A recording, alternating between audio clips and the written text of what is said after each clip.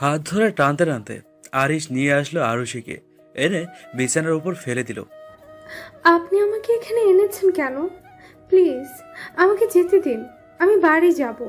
বলেই খাট থেকে নেমে দরজার দিকে যেতে তখনই আরিশ হাত ধরে আবারও খাটের উপর ফেলে দিয়ে আরুষির উপরে উঠে বসে ও ঠোঁটচোরা দখল করে নিল, আর হাত দুটো শক্ত করে মুষ্টিবদ্ধ করে রেখেছে, যে কারণে নড়াচড়ার ক্ষমতাটুকু পাচ্ছে না সে। তারপর আরুষিকে ছেড়ে দিয়ে বলল, খুব শখ না তোমার আমার সাথে বিয়ে করার? তাহলে এখন পালাচ্ছ কেন? আমাদের তো বিয়ে হয়ে গেছে, আমরা তো স্বামী স্ত্রী। So let's enjoy baby.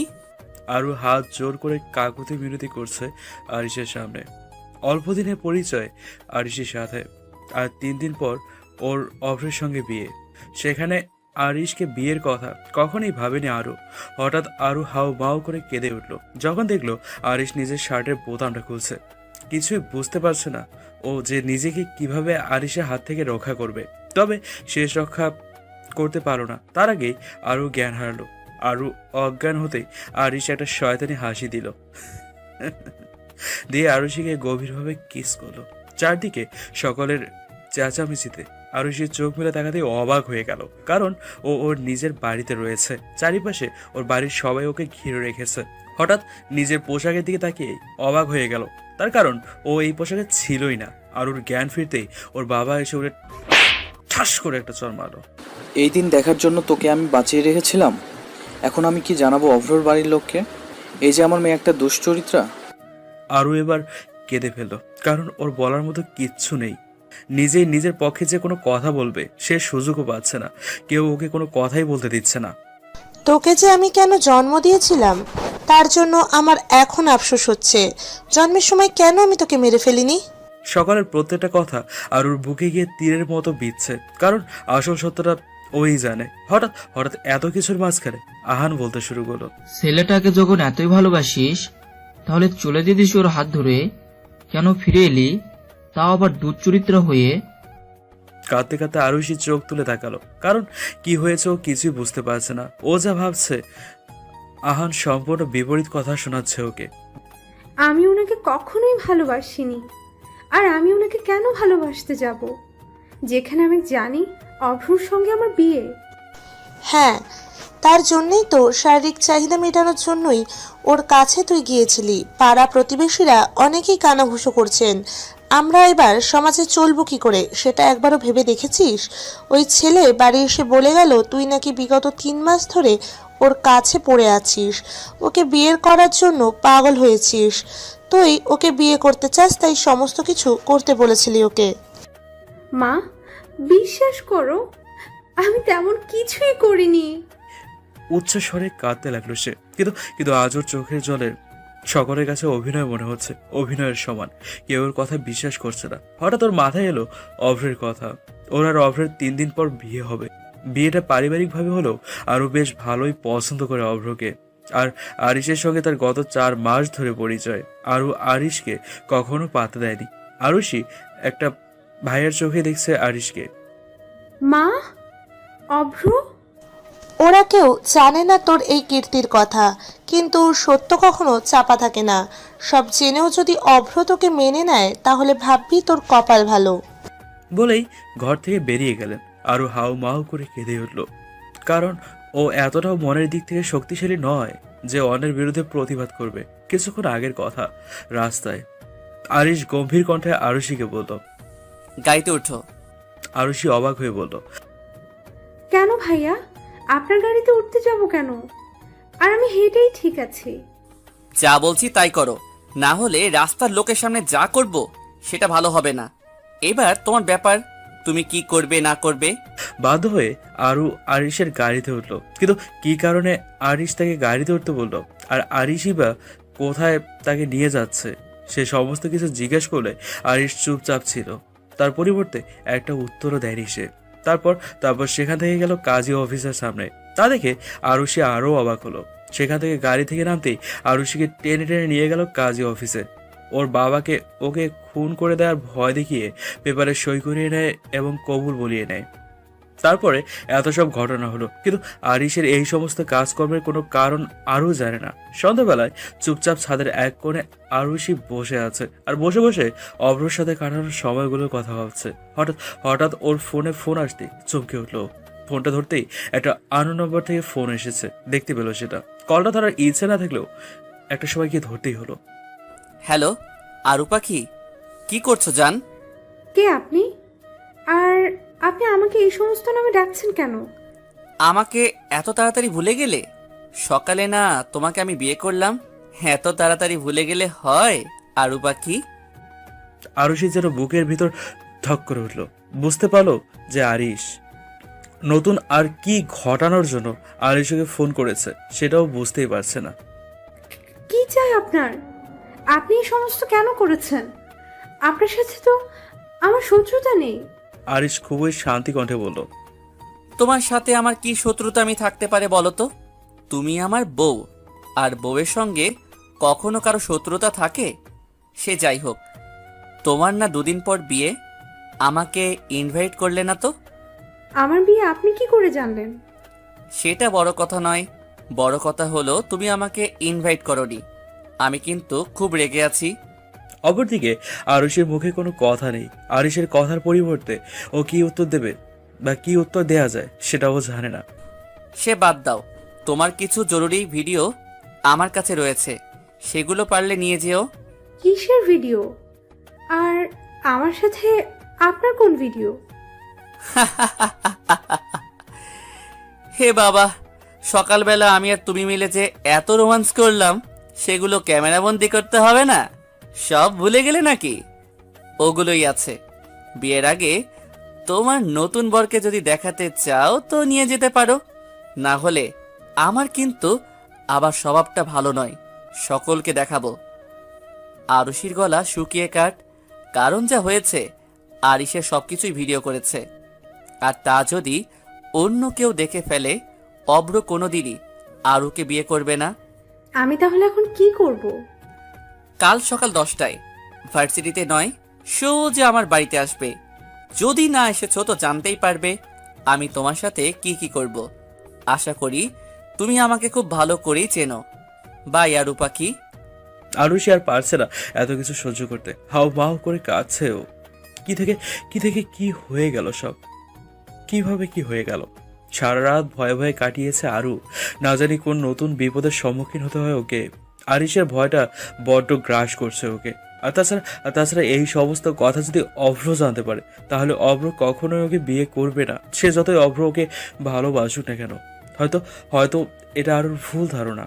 অভ্র ইজিপ্টে থাকে, সেখানে ও কোনো একটা কোম্পানিতে জব করে, আর বিয়ের পর আরুকেও সেখানে নিয়ে যাবে, এরকম একটা ভাবনা চিন্তা করে রেখেছে।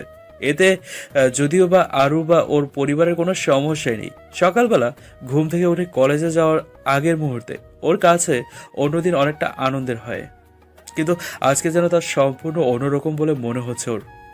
একটা আতঙ্কের সঙ্গে সময়গুলো পার করছে ও। মনে হচ্ছে এই বুঝি তার বড় কোনো একটা ক্ষতি হয়ে গেল। ওর বাবা মাও চায় না যে আরু আর বাড়ি থেকে বের হোক।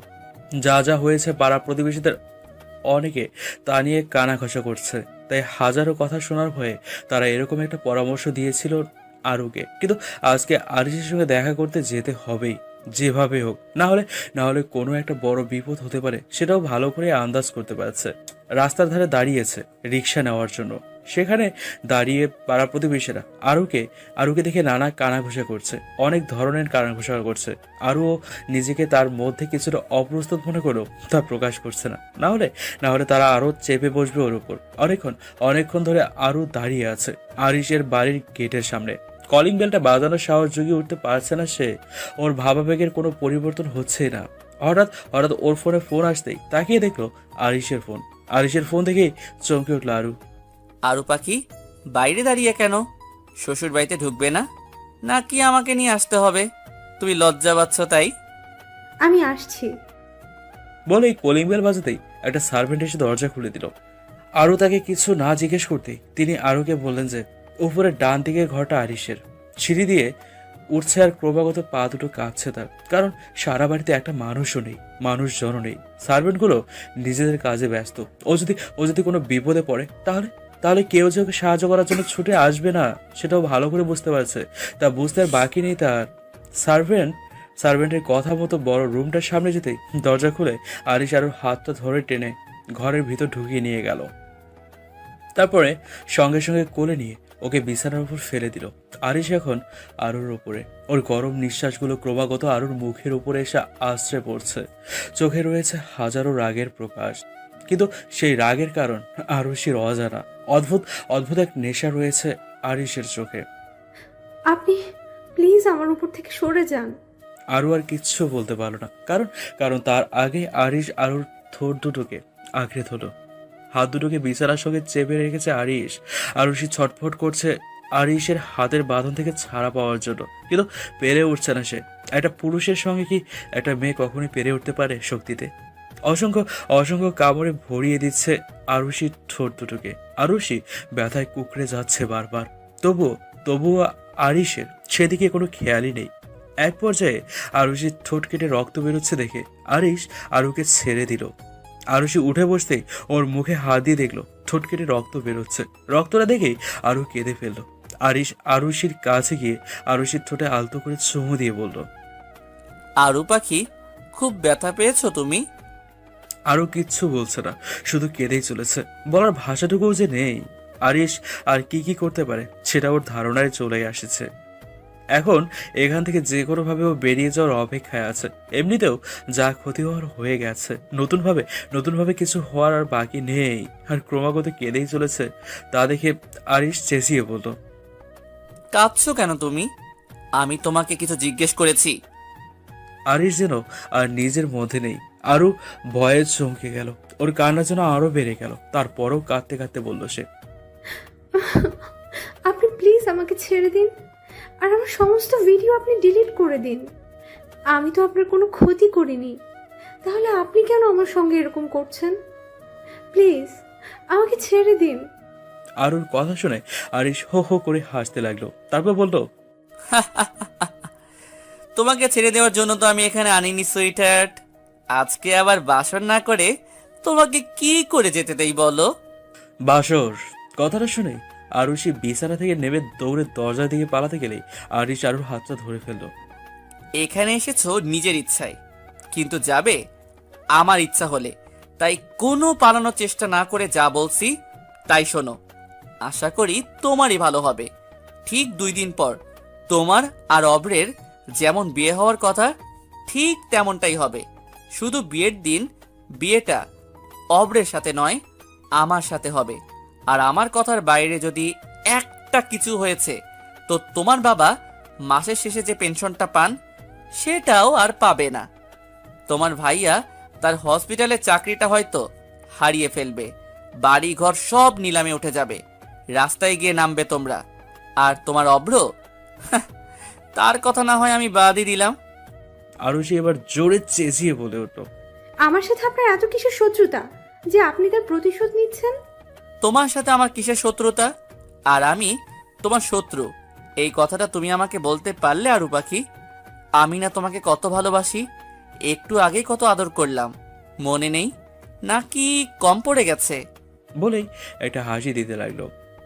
আমি এসব কিছুই করতে পারবো না। যদি না করো তো আমি যা বললাম আমি আমার কাজটা করে দেখাবো, বাকিটুকু তোমার ব্যাপার। বলেই আরিশ আরুর ঠোঁটে ছোট্ট করে একটা কিস করে ঘর থেকে বেরিয়ে গেল। আরিশ চলে যেতে ফ্লোরে বসে কাঁদতে লাগলো আরু।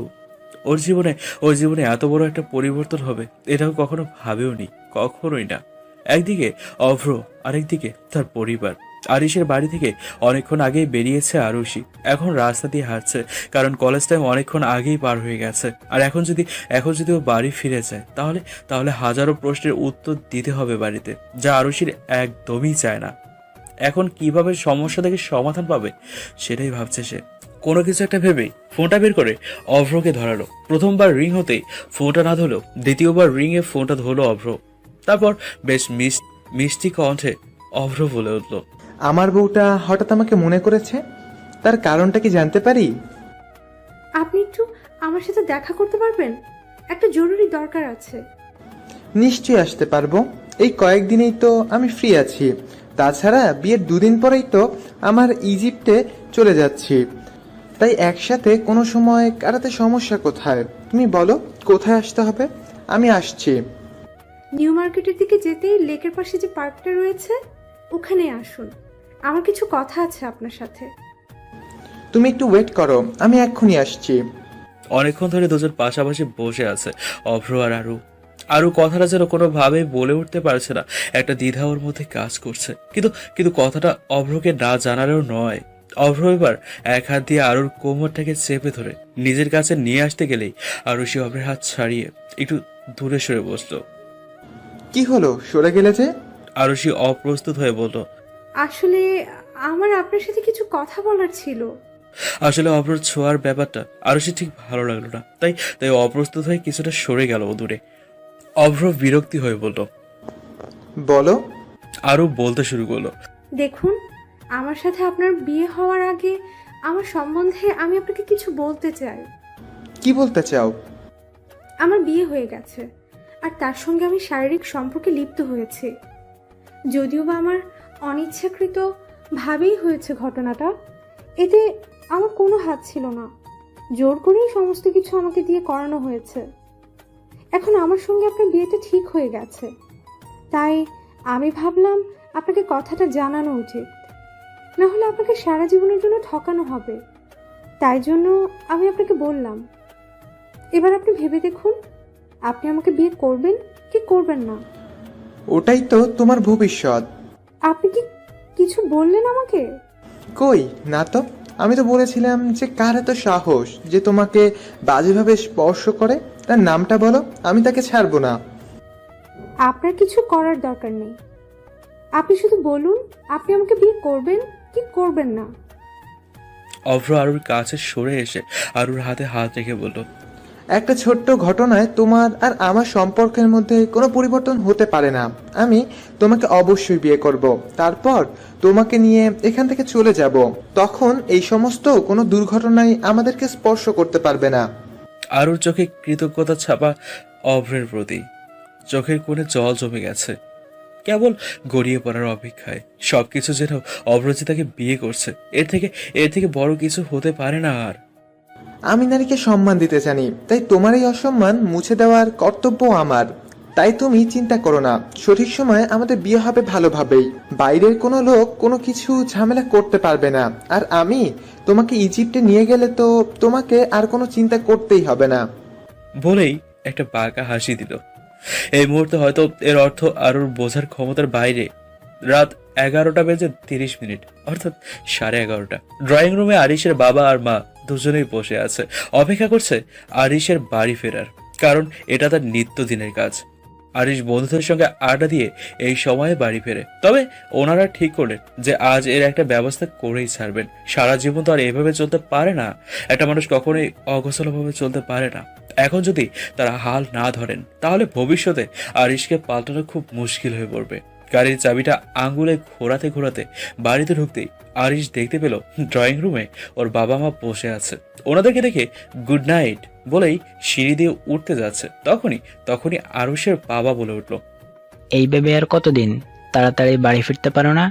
আর এই সমস্ত বাজে সঙ্গ ত্যাগ করো, না হলে তোমার ভবিষ্যৎ যে অন্ধকারে নিমজ্জিত তা আমি বেশ ভালোই বুঝতে পারছি। তুই জানিসই তো আমার ব্লাড প্রেশারটা হাই থাকে, সব সময় তোকে নিয়ে চিন্তা করতে করতে আমার না কোনোদিন কি হয়ে যায়, সেদিন দেখবি। চোখের জলটা শাড়ির আঁচল দিয়ে মুছতে মুছতে বলল। আর ঈশ্বর মায়ের কাছে গিয়ে ওর মাকে জড়িয়ে ধরে বলল, তুমি এত চিন্তা করো কেন আমাকে নিয়ে? আমি তো ঠিক আছি, তাই না? না, তুমি ঠিক নেই। আমার বয়স হচ্ছে, তোমার মা অসুস্থ, ব্যবসার কাজটা তো তুমি সামলাতে পারো, তাই না? পড়াশোনা ভালো বলে যে ছোটোখাটো একটা জব তুমি করবে, সে আশায় তো আর আমরা থাকতে পারবো না। আমার নিজের ব্যবসাটার হাল তোমাকেই ধরতে হবে, না হলে তো আমার আর কোনো ছেলে নেই যে এই দায়িত্বটা আমি তার উপর দিব। সানা পারলে ওকেই দিতাম। এগুলো যদি এখন তুমি না বোঝো তাহলে কবে বুঝবে? বিয়ে করে বউকে খাওয়াবে কি? আরিশ কোমরে হাত রেখে একটা দীর্ঘশ্বাস দিয়ে বলল, আচ্ছা, আমি কালকে থেকে অফিস যাব। এবার হ্যাপি তো? এখন আমার খুব খিদে পেয়েছে, আমার রুমে খাবারটা পাঠিয়ে দাও। একসাথে ডিনার করব। বস, এখনই সবাইকে খাবার দিচ্ছি। আরিশ ওর বাবা মা আর ওর বোন সানাকে খুব ভালোবাসে, তাই ওনাদের কথা ফেলতে পারেন না কখনো। তাই ও বসে গেল ওদের সঙ্গে ডিনার করার জন্য। কোনো রকম কোনো খাওয়ার ইচ্ছে না থাকলেও অল্প একটু খাবার খেয়ে বিছানায় গা এলিয়ে দিয়েছে আরু। চোখটা যেই বন্ধ করতে যাবে তখনই মোবাইলে মেসেজ আসার শব্দে মেসেজ চোখ করতেই দেখলো আরিশের মেসেজ। ও ভাবলো যে আরিশ নিশ্চয়ই কোনো না কোনো থ্রেড দিবে ওকে, তাই মেসেজটা চেক না করে ঘুমিয়ে পড়লো। মেসেজটা চেক করলে না আরু পাখি? অনেক বড় ভুল করলে। রেডি থেকো। সকালবেলা আরু তাড়াতাড়ি ঘুম থেকে উঠেছে, কারণ আজকে ওদের বিয়ের শপিং এ যাবে। আরু আরিশের কথা পরে ভুলেই গেছে, সম্পূর্ণ মন থেকে মুছে ফেলার চেষ্টা করছে, কিন্তু চাইলে কি আর সব চেষ্টা সফল হয়? কখনোই কি হয়? আদৌ হয়? তেমনি আরুর ক্ষেত্রে হচ্ছে। রেডি হয়ে নিচে নামতে দেখলো অভ্র ড্রয়িং রুমে বসে আছে। শপিং করার জন্য অভ্র আর আরু একাই যাবে, বড়রা তাদের সঙ্গে কেউ যাচ্ছে না। অভ্র গাড়ি চালাচ্ছে আর আরুর সাথে নানান ধরনের কথা বলছে। আরু মাথা নাড়লেও তা মন থেকে না। তার কারণ আরিশের বলা প্রত্যেকটা কথা তার কাছে যেন আতঙ্কের মতো মনে হচ্ছে। এতটা আতঙ্ক একটা মানুষের পক্ষে ধরে রাখা সম্ভব নয়। শপিং মলে ওরা গেছে। প্রথমে আরুর জন্য বিয়ের লেহেঙ্গাটা কিনলো রেড কালারের। এই কালারটা একদমই পছন্দ করে না আরু, তবুও অভ্রের পছন্দ বলে তাই আর না করতে পারেনি। তারপর অভ্র নিজের জন্য পাঞ্জাবি আর ব্লেজার কিনলো। আরও একটা জামার ট্রায়াল দেওয়ার জন্য ট্রায়াল রুমে যেতে গেলেই অভ্রর পেছন গেল। সেটা অবশ্য আরুর অজানা। জামাটা গায়ে দিয়ে যখন আরু দেখছিল তখনই হঠাৎ ট্রায়াল রুমের দরজায় নক পড়ারে আর অভ্রের গলার আওয়াজ পাওয়ায় আরও একটু বেশ অবাকই হলো। একটু না, অনেক বেশি অবাক হলো, কারণ এখানে অভ্রের আসা একবারই উচিত হয়নি। তারপর ভাবলো হয়তো দেখতে চেয়েছে যে পোশাকটা আরুকে কেমন লাগে, তাই এসেছে হয়তো। এই ভেবে আরু দরজা খুলতেই তার হাতটা টেনে ওকে বাইরে বার করে এনে কোমর জড়িয়ে ধরে ঠোঁটের দিকে এগোতে লাগলো অভ্র। আশেপাশে কোনো লোক ছিল না, তাই কেউ দেখতে পায়নি, আর সে সুযোগে নিতে চেয়েছে অভ্র। আরু নিজেই এত অবাক হয়েছে যে সমস্ত কিছু তার ভাবনার আগেই হচ্ছে। হঠাৎই অভ্র যখন ওর ঠোঁটে নিজের ঠোঁট স্পর্শ করবে তখনই অভ্রের পেছন দিয়ে আরিশের মতো একজনকে দেখতেই আরু ভয় পেয়ে গেল। ওর হাত পা ঠান্ডা হয়ে আসছিল। ও যাকে দেখেছে সে মুখে একটা ডেভিল মার্কে হাসি নিয়ে আরুর দিকে তাকিয়ে হাসছে। আর সেই হাসি দেখে ভয়ের সঙ্গে সঙ্গে আরু ধাক্কা মারলো অভ্রকে। তারপরে সামনের দিকে তাকাতে দেখলো মানুষটা নেই। অভ্র রেগে গিয়ে বলল, পাগল হয়ে গেছো তুমি? এভাবে ধাক্কা মারলে কেন? আর আমাকে কি তোমার ক্যারেক্টার লেস মনে হয়? আরু আমতা করে বলল, দেখুন, বিয়ের আগে এসব কিছু ঠিক না। আর তাছাড়া আমি এসব পছন্দ করি না। আর পাবলিক প্লেসে আপনার এরকম করাটা মোটেও উচিত হয়নি। আর ধাক্কাটা আমি মারতে চাইনি, আপনি নিজের মধ্যে ছিলেন না, তাই আমি বাধ্য হয়েছি। অভ্র মনে মনে বলল, কাম ডাউন অভ্র, বেশি হাইপার হওয়া উচিত হবে না। কাম ডাউন, কিছু পেতে হলে কিছু হারাতে হয়। তারপর ও নরম কথায় বলল, I am really sorry Arushi, আমি ওরকমটা করতে চাইনি। Really sorry for that. আসলে আমি তোমাকে দেখে নিজের মধ্যে ছিলাম না, তাই এরকম হয়ে গেছে। আর তাছাড়া বিয়ে হয়ে গেলে তো তুমি আমারই। ইটস ওকে বলেই আবারও ট্রায়াল রুমের ভিতরে চলে গেল। ট্রায়াল রুমের দেয়ালে পিঠ ঠেকিয়ে বড় বড় নিঃশ্বাস নিচ্ছে আরু। একটু আগে ও আরিশের মতো একজনকে দেখলো। তাহলে এটা কিভাবে সম্ভব? তাহলে কি এখন সব জায়গাতেই ও আরিশকে দেখছে? মনের ভয়গুলো যেন আরো বেশি গভীর হচ্ছে। আজকে আরিশের অফিসের প্রথম দিন। কলেজে খুব একটা অ্যাটেন্ড করে না ইম্পর্টেন্ট ক্লাস ছাড়া। আর কলেজ টপার হওয়ার কারণে টিচাররাও খুব একটা বেশি মাথা ঘামিয়ে দেখেন না এই ব্যাপারটা নিয়ে। বাবা মায়ের কথা রাখতেই ওর আজকে অফিসে জয়েন করা। না হলে কোনো কিছু নিয়ে পড়ার জন্য ফরেন কান্ট্রিতে চলে যেতে চেয়েছিল আরিশ। আটকা পড়ে গেল একটা কারণে, আর যা হলো আরু বাকি।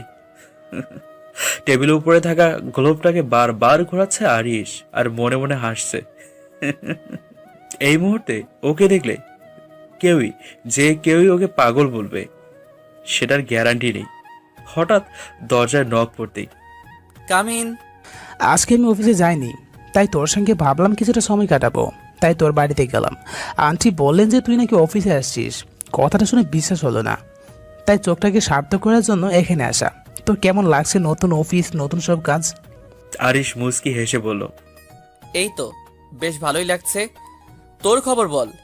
আমি যে কালকে তোকে আসতে বলেছিলাম, আসিসনি কেন? কি আর বলি রে তোকে, তোর বোনকে মানাতে গিয়ে সময় পার হয়ে গেছে।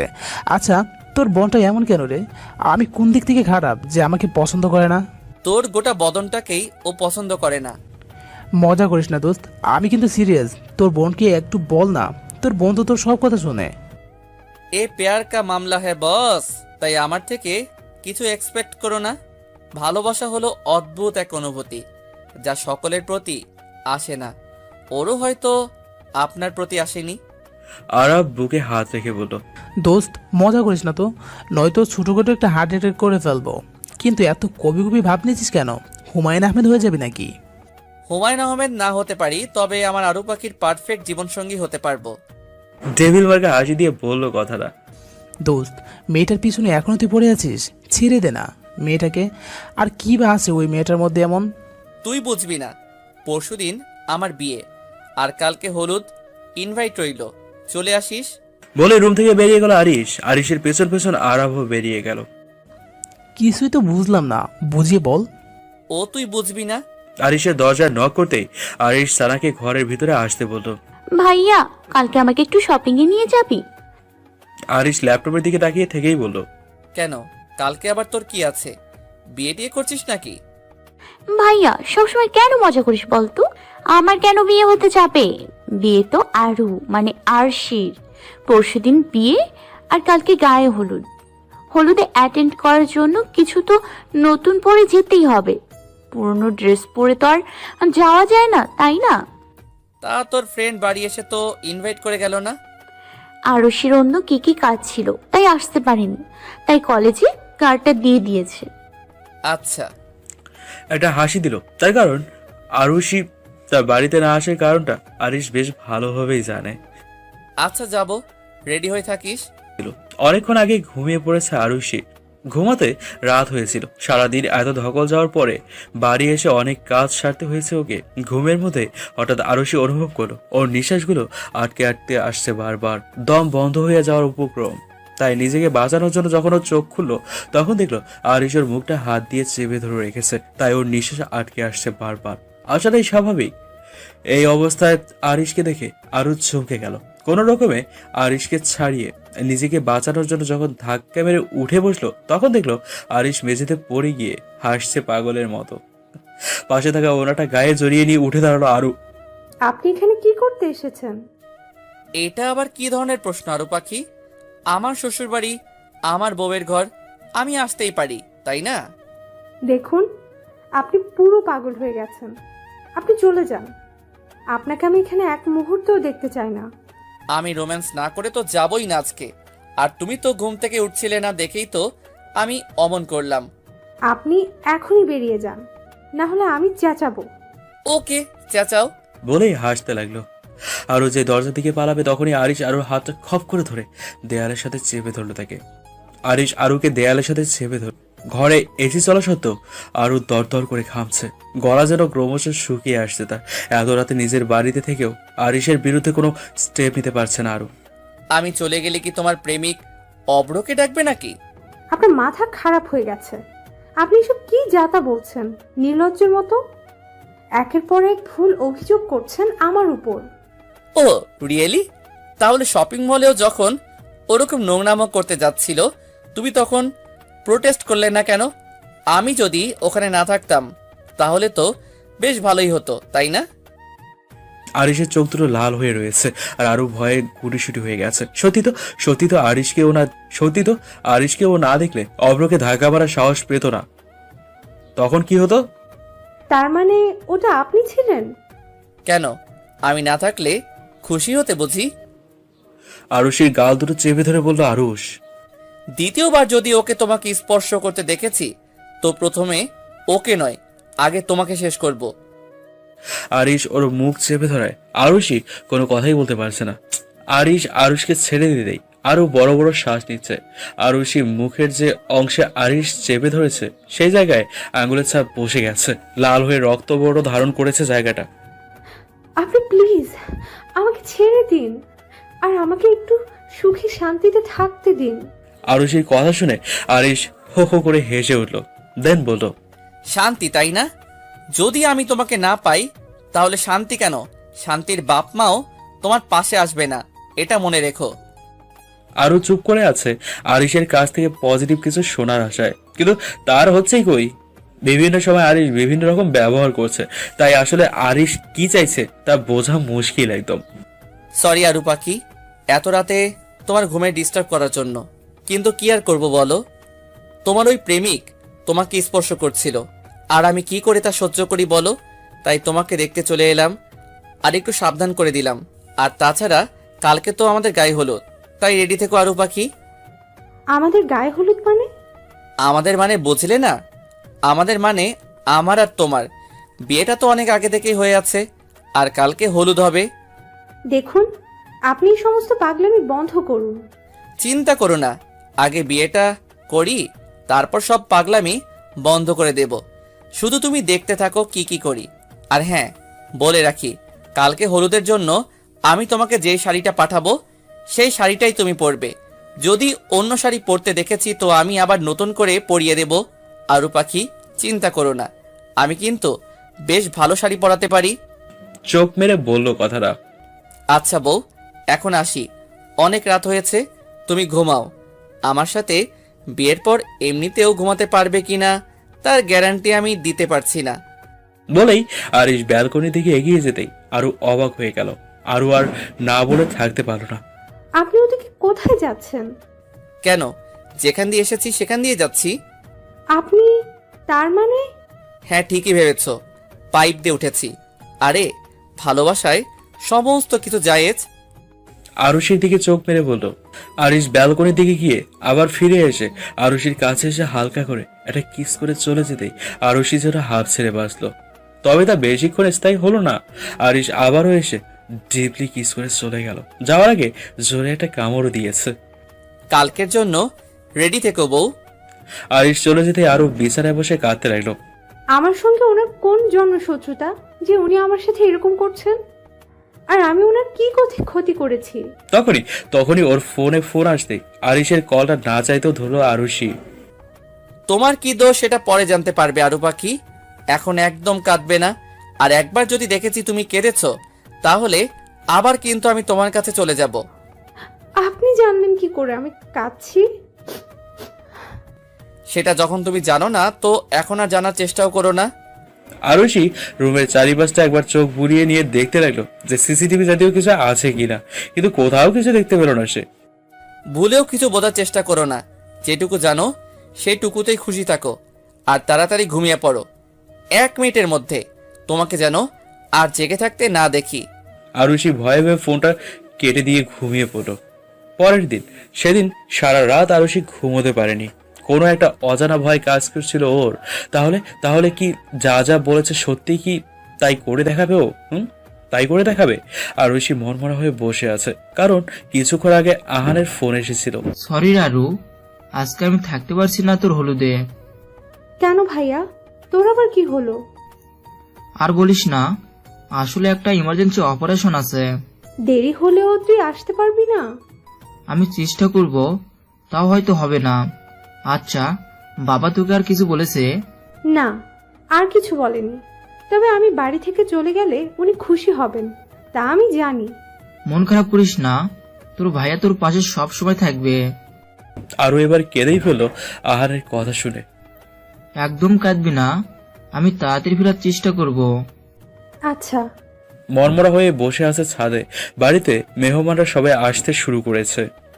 এত লোকের ভিড়ে আরুর যেন দম বন্ধ হয়ে আসছে। সকাল গড়িয়ে দুপুর হলো, তাও অভ্র থেকে কোনো ফোন আসেনি এখনো। আরো অনেক ভেবেছিল যে অভ্রকে কালকে রাতের সব কথা জানাবে, কিন্তু সে সুযোগ এখনো হয়নি। মাঝে মাঝে সকলের মাঝে নিজেকে তুচ্ছ বলে মনে করে আরু নিজেকে। বাবাও তাকে আর আগের মতো ভালোবাসে না, সবসময় কথা শোনাতে থাকেন। বিগত কয়েক বছরের এই ঘটনাগুলোর সাথে খুব ভালোভাবে পরিচিত আরু। কারণটা ওর খুব জানতে ইচ্ছে করে যে উনি আরুর সাথে কেন এরম ব্যবহার করেন। আহান ওকে খুবই ভালোবাসে, কখনো দুঃখ পেতে দেয়নি। এসব কিছু ভাবতে ভাবতে সানার ফোন আসতে মুখে একটু হাসি ফুটিয়ে ফোনটা ধরলো। আরু কিছু বলার আগে সানা বলতে লাগলো, তোর রিং এর সাইজ কত? কেন বলতো? আরে বল না। 7.5 সেন্টিমিটার। বাট তুই এসব আমাকে কেন জিজ্ঞেস করছিস? আরে বলিস না, আজকে জানতে পারলাম যে ভাইয়ার নাকি একটা গার্লফ্রেন্ড আছে, তো তার জন্য রিং কিনবে আর আজকেই নাকি তাকে দিতে হবে, তাই জন্য। আর তার আঙুলের মাপ জানে না, আর সে অনেকটা তোর মতো, তাই তোর কাছ থেকেই জানতে চাইছি, আর মাপটা নিতে বল।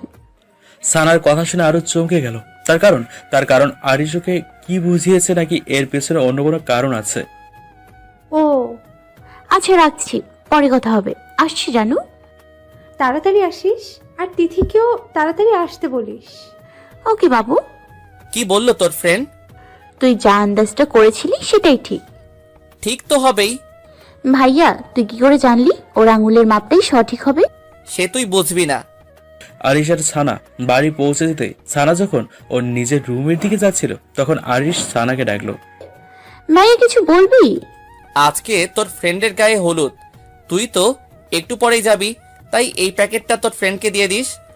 কিন্তু ভাইয়া তুই এটা কখন কিনলি, আর আমাকে তো বলিসনি? আরে রিং কিনতে গিয়ে মনে পড়ে গেল যে তুই আজকে গায়ে হলুদে যাচ্ছিস, তাই খালি হাতে যাওয়া যায় না, সেই কারণে এই শাড়িটা নিলাম, আর আমার বেশ পছন্দ হলো শাড়িটা। ওকে ভাইয়া, আর ভাবির জন্য? চোখ মেরে বললো কথাটা। তোর ভাবি অনেক স্পেশাল, তাই স্পেশাল কিছুই করব। ভাবির সাথে আলাপ করাবি কবে? পরশুদিন যখন বাড়িতে নিয়ে আসবো তখনই দেখতে পাবি। কিন্তু পরশু তো আরুর বিয়ে, তাহলে আমি তো বাড়ি থাকবো না। Surprise. Okay, waiting for your surprise. Rahim চাচাকে বলিস তোকে ঠিক পৌঁছে দেবে টাইমে।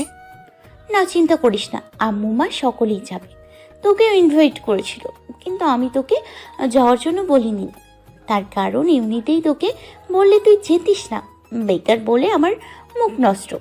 এই বলেই সানা শাড়ির প্যাকেটটা হাতে ধরে ঘরের মধ্যে চলে গেল।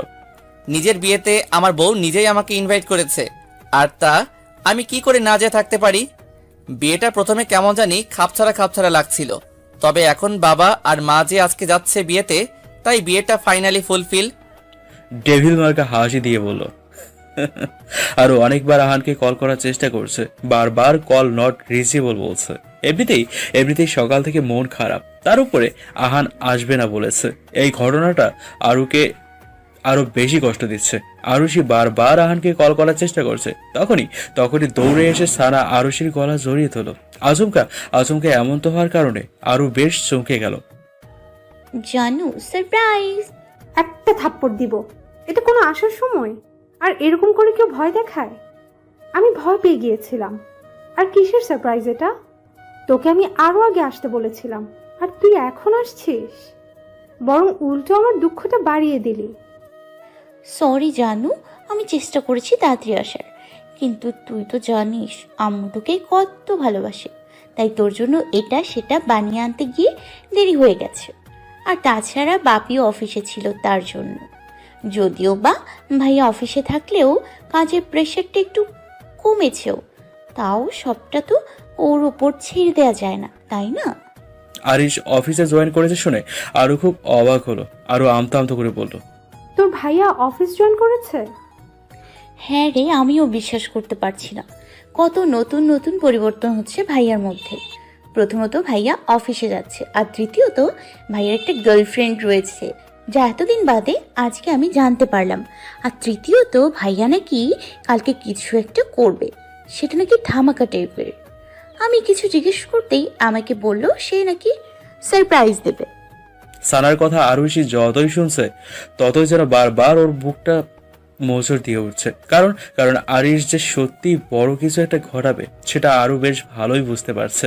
আর ওর ভাবনা ভাঙিয়ে সানা বলতে লাগলো, দেখেছিস তো, কথায় কথায় ভাইয়ার দেখ গিফটটাই তোকে দিতে ভুলে গেছি। ভাইয়া অনেকবার বলেছে যেন মনে করে ওটা তোকে দিয়ে দিই। কিসের গিফট? ভাইয়া তোর গায়ে হলুদের জন্য একটা শাড়ি পাঠিয়েছে, অন্যদিন পরে নিস। আচ্ছা এবার এটা ধর। আরুর হাতে সানা যখন শাড়িটা দিল, আরুষির হাত তখন অলরেডি কাঁপাকাঁপি শুরু হয়ে গেছে। শাড়িটা নেওয়ার সাহস পাচ্ছে না ও, কারণ শাড়িটা নিলে যে ওকে শাড়িটা পরতে হবে সেটাও ভালোই জানে। এটা আরিশের অর্ডার, আর শাড়িটা না পরলে আরিশ নিজে পরিয়ে দেবে। আর অভ্রের বাড়ির দেয়া শাড়ি খুলে যদি অন্য শাড়ি পরতে হয় তো সেটা নিয়ে হাজার কথা উঠবে। তবে যা খুশি হয়ে যাক, আরু শাড়িটা কোনোভাবেই পরবে না। তুই একটু ওয়েট কর, আমি আম্মুকে ডেকে আনি। আচ্ছা ঠিক আছে, যা, তবে তাড়াতাড়ি আসবি। ওকে। আরও শাড়িটা নিয়ে বসে বসে ভাবছে যে কি করা যায় এখন।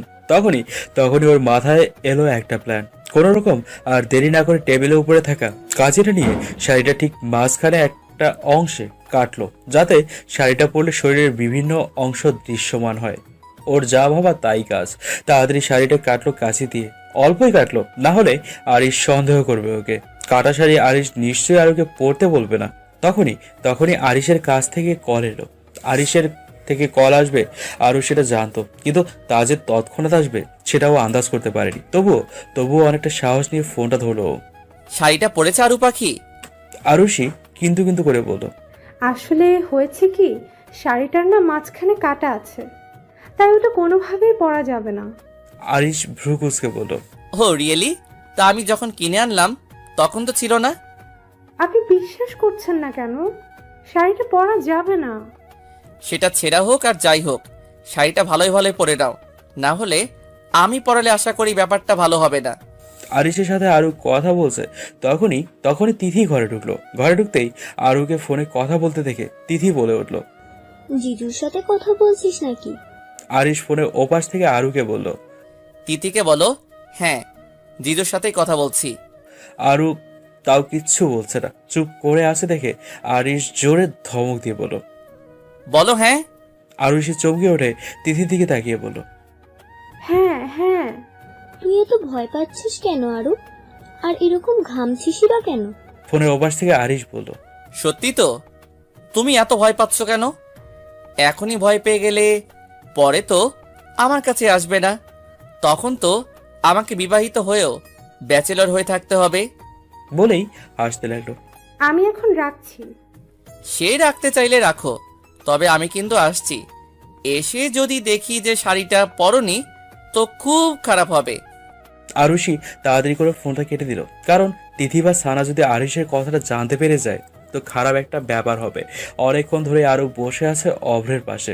গায়ে হলুদের অনুষ্ঠান এখনো শুরুই হয়নি। অভ্র ফিসফিস করে আরুর কানের কাছে গিয়ে বলল, looking so hot baby. Please ভদ্রভাবে কথা বলেন। এতে খারাপের কি আছে? তোমাকে যেরকম লাগছে সেরকমই তো বলছি, আর এটা জাস্ট কমপ্লিমেন্ট, ইউ নো। আরু আর কোনো কথা বাড়লো না অভ্রের সাথে। ও জানে অভ্রের সাথে কথা বাড়ালে কথা আরো বাড়বে। চারিদিকে বক্স বাজছে, গান হচ্ছে। তিথি, সানা আর সঙ্গে আরুর সমস্ত কাজিনরাও আছে, আনন্দ করছে সবাই। আর আরিশের মা দূরে দাঁড়িয়ে আরুর মায়ের সঙ্গে কথা বলছেন।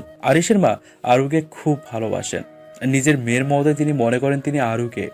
আরিশের সাথে আরুর বিয়ের কথাটা উনিই ভেবেছিলেন, তবে তার আগেই অভ্রের সাথে বিয়েটা পাকা হয়ে যায় ওর। অনুষ্ঠান এখনো শুরু হয়নি, কারণ আরুর বাবা এখনো এসে পৌঁছালো না। সানা আরু আর অভ্রের হাত ধরে ওদের মাঝখানে নিয়ে আসলো। ওদের সঙ্গে গানের তালে অভ্র নাচতে লাগলো, আর আরুকে অনেক জোর করেছে, কিন্তু কেউ নাচাতে পারেনি ওকে। এমনিতেই ওর মন মেজাজ ভালো নেই। হঠাৎ করে নাচের মাঝে অভ্র এসে আরুর পেটে ওর হাতটা স্লাইড করতেই আরু দূরে সরে গেল। তখন ওয়েটারের সাথে আরুর ধাক্কা লেগে সমস্ত ড্রিঙ্কস আর জুসগুলো আরুর শাড়ির উপরে পড়ে গেল। সরি আপু, দেখতে পাইনি। ভাইয়া ইটস ওকে, আর আমিও দেখতে পাইনি আপনি আসছেন। ইটস ওকে মানে? এই ওয়েটার, আপনি কেন ওর গায়ে ফেলবেন জুসটা? দেখে চলতে পারেন না? অভ্র আরো বাজে কথা ওয়েটারকে শোনাতে লাগলো। আরু কখনো ভাবতে পারেনি যে অভ্র এরকম একটা আচরণ করবে। তবে ওয়েটারটা আশা করি অভ্রের কথা কিছু মনে করবে না, কারণ আরিশ আরুর গায়ে জুসটা ফেলার জন্য ওয়েটারকে ভালো অ্যামাউন্টের টাকা দিয়েছে। আরু তুই ড্রেসটা চেঞ্জ করে আয়। হুম চল, আমি তোর সঙ্গে যাচ্ছি। আমি যাচ্ছি ওর সঙ্গে।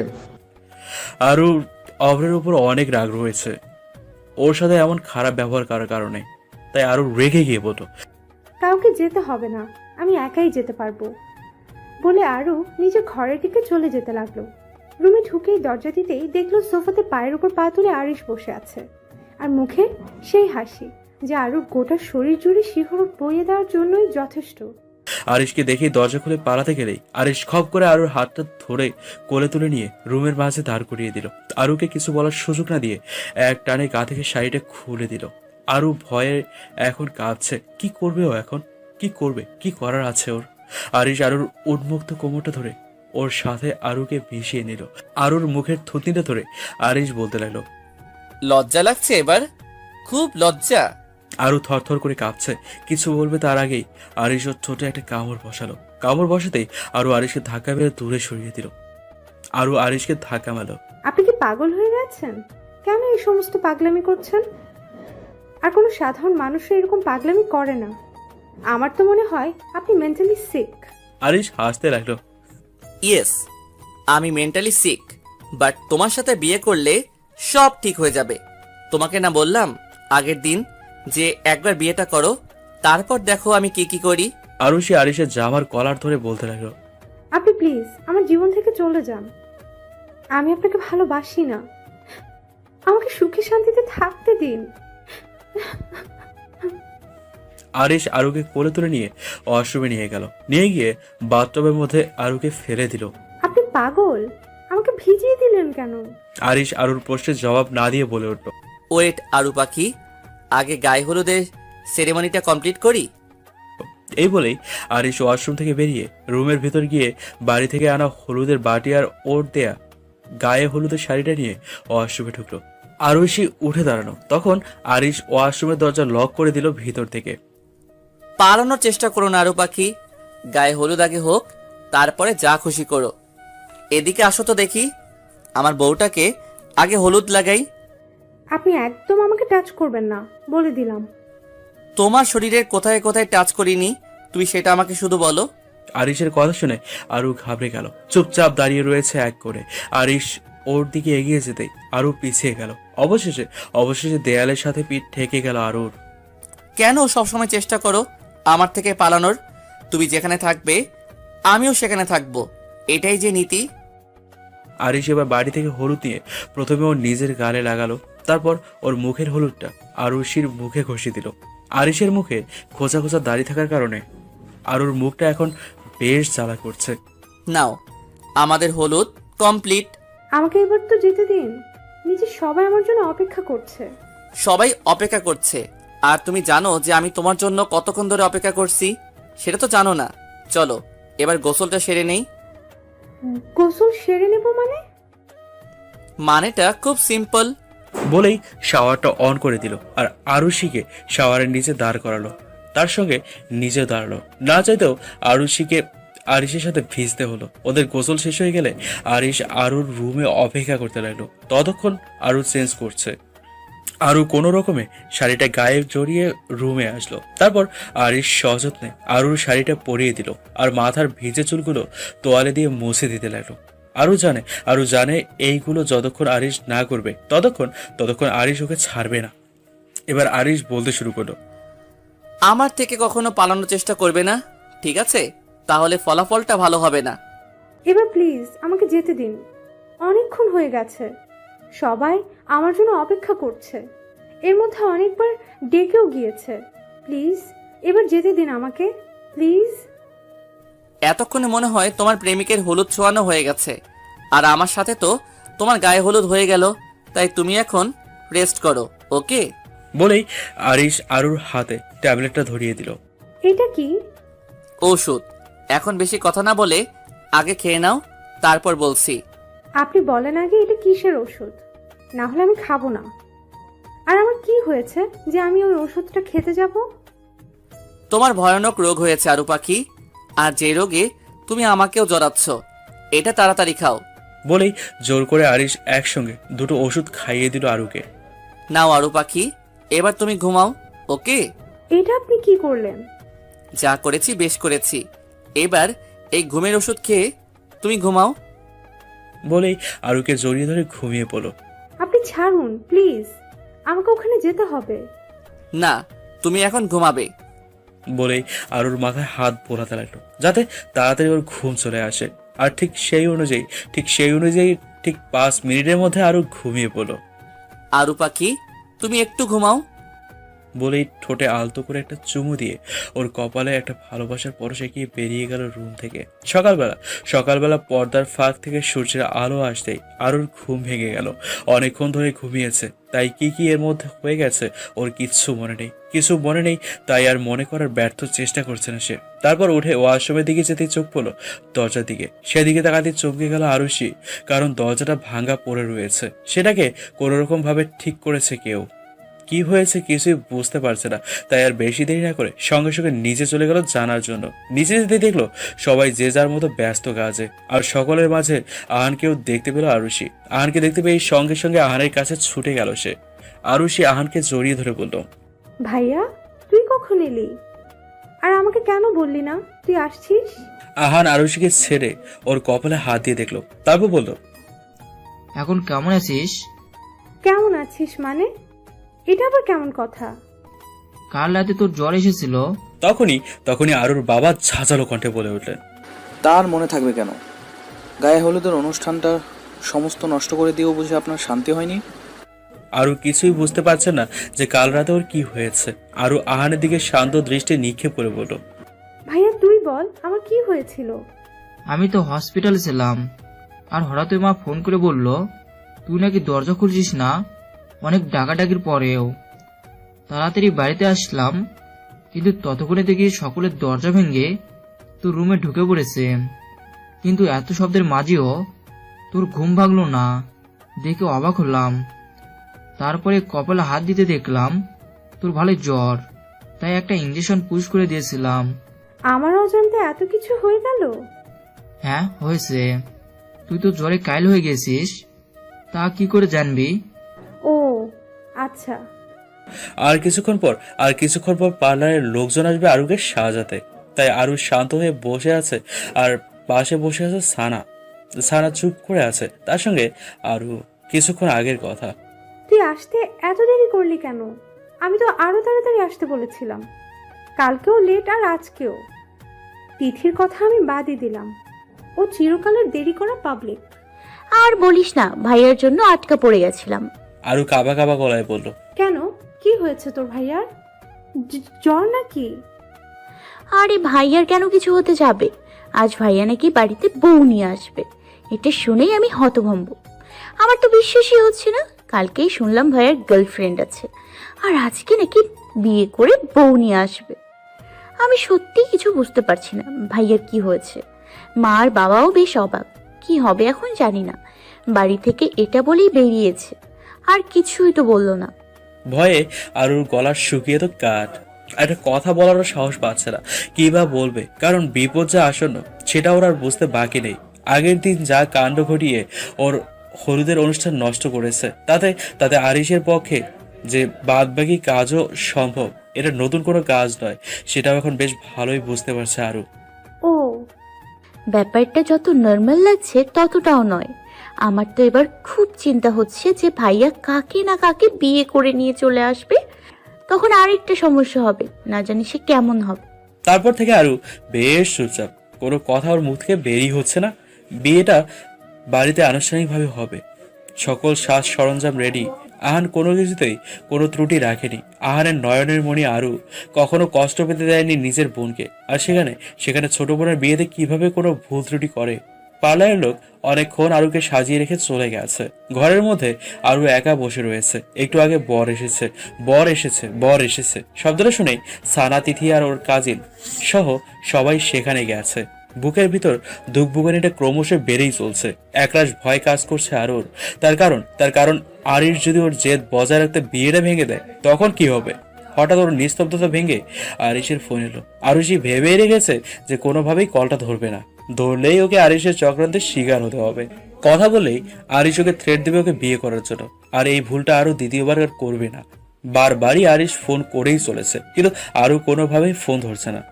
ফোনে মেসেজের টুংটাং আওয়াজ কানে ভেসে আসতেই ফোনটা ধরলো আরু। একটা ভয়েস মেসেজ। ফোনটা ধরো, না হলে আমি কিন্তু দরজা ভেঙে ঢুকে যাব। এমনিতেও দরজাটা অনেকটাই ভাঙা, তাই ঢুকতে বেশ অসুবিধা হবে না, তুমি বুঝতেই পারছো আশা করি। তাই আর দেরি করো না, আরেকবার কল করব, কলটা যেন রিসিভ হয়। আরুষি ভয়ে ভয়ে কলটা ধরলো। ফোন ধরতেই আরিশ নরম কণ্ঠে কথা বলতে লাগলো, যেন কোনো কিছুই হয়নি এতক্ষণ। তোমাকে কিন্তু খুব সুন্দর লাগছে আরু পাখি। আমি তো চোখ ফেরাতেই পারছি না, শুধু তাড়াতাড়ি তোমাকে বিয়ে করার অপেক্ষা। আসছি আমি, অপেক্ষা করো, ভালোবাসি আমি। তারপর আর কিচ্ছু বলতো না আরিশ। কলটা কেটে দিল। ফোনটা কেটে দিয়ে নিস্তব্ধ হয়ে বসে রইল আরু। চোখ থেকে কয়েক ফোঁটা জল অজান্তেই গড়িয়ে পড়ল তার। এবার কি হবে, কি হবে এবার? গোটা বিয়ে বাড়ি নিস্তব্ধ।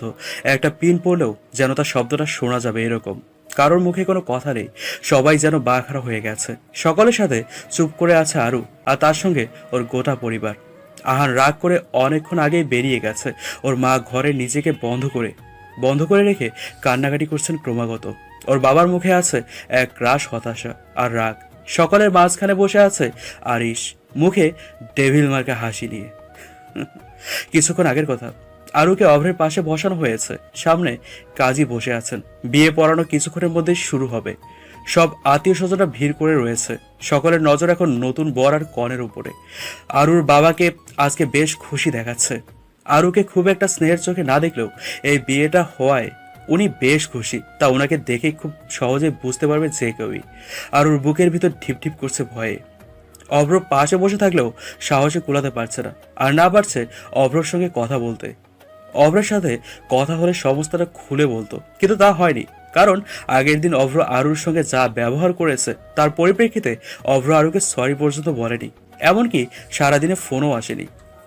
আরু ভেবেছে গায়ে হলুদের অনুষ্ঠানটা নষ্ট হয়ে যাওয়ার কারণে অভ্র ওকে ফোন করতে পারেনি, কিন্তু কি কারণে ফোন করেনি তার সঠিক কারণটা এখনো আরু জানে না, হয়তো জানার চেষ্টাও করেনি। কাজী এবার বিয়ে পড়ানো শুরু করলেন।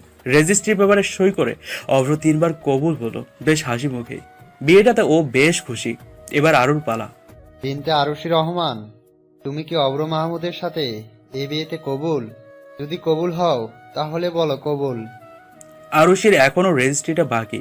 আরুষির বাবা চেয়েছিল যে আরু প্রথমে কবুল বলে বিয়েটা করুক, তাই ওনার কথা মতোই আরুষির সইটা এখনো বাকি আছে। আর কিচ্ছু বলতে পারলো না আরু। কথাগুলো যেন গলায় আটকে গেছে। বললেই হয়তো সামনে মুখে হাসি নিয়ে দাঁড়িয়ে থাকা ব্যক্তিটি ওকে খুন করে ফেলবে। মা তুমি কি কবুল? মা তুমি যদি এই বিয়েতে কবুল হয়ে থাকো তাহলে বলো কবুল। আরু তাও কোনো কথা বলছে না। মনে হচ্ছে ওর গলাটা যেন কেউ চেপে ধরে আছে, ওকে কথা বলতে দিচ্ছে না। কারণ আরিশের নজর ওর দিকে আগের মতোই স্থির। কাজী সাহেব এতবার বলার পরও আরু কোনো কথা বলছে না দেখে এবার আরমান সাহেব অত্যন্ত রেগে গেলেন। না পেরে তিনি জোর গলায় বলতে লাগলেন, এভাবে চুপ থাকার মানে কি? এখানে কি সবাই মজা দেখার জন্য এসেছে? আর এভাবে চুপ করে আছো কেন? বিয়েটা কি আমরা জোর করে দিচ্ছি তোমাকে? পেছন থেকে আরিশ বলে উঠল, অবশ্যই জোর করে দিচ্ছেন, না হলে একটা মেয়ের বিয়ে হয়ে যাওয়ার সত্ত্বেও সে আবার কি করে দ্বিতীয়বার বিয়ে করার জন্য রাজি হয়? এই কথাটার ভয়ই এতক্ষণ আরু করছিল। আরিশের মুখ থেকে কথাটা শুনতে বুকের ভেতরটা ঢক করে উঠল আরুর। না পেরে অভ্র এবার বলতে শুরু করলো, এসবের মানে কি? আর এসব কি বলছো তুমি? আরিশ এবার অভ্রের দিকে ডেভিল মার্কা হাসি দিয়ে বলল, কেন তুমি কিছুই বুঝতে পারছো না? আমি তো খুব সহজভাবে বলতে চাইলাম যে একটা বিবাহিতা মেয়ের দ্বিতীয়বার তার অমতে বিয়ে দিতে গেলে এরকমই তো হবেই। এইটা তো স্বাভাবিক, তাই না? এই ছেলে, তুমি এসব কি বলছো? আর গোটা বিয়ে বাড়ির সামনে মজা করছো? আর কে তুমি? আমি কে সেটা তো আপনার মেয়ে ভালো করে বলতে পারবে আঙ্কেল, ওকেই না হয় জিজ্ঞাসা করুন। আরমান সাহেব আরুর দিকে অগ্নি দৃষ্টি নিক্ষেপ করলেন। উনি আরুকে জিজ্ঞাসা করলেন, এই ছেলেটা কে? আর ও এই সমস্ত কথা কেন বলছে? এই ছেলেটা যা বলছে তা কি সত্যি? আরুর কথা বলার কোনো ভাষা নেই। চোখ থেকে অনবরত টপ টপ করে নোনা জল গড়িয়ে পড়ছে। এই দিনটা দেখাই বাকি ছিল, যেখানে গোটা বিয়ে বাড়ির লোকের সামনে ওকে এভাবে অপমানিত হতে হচ্ছে। আহানো আর না পেরে বলল, কিরে চুপ করে আসিস কেন? বল, উনি যা বলছে তা কি সত্যি? আরু কোনো কথাই বলছে না, কেবল নির্বাক হয়ে চোখের জল ফেলে যাচ্ছে।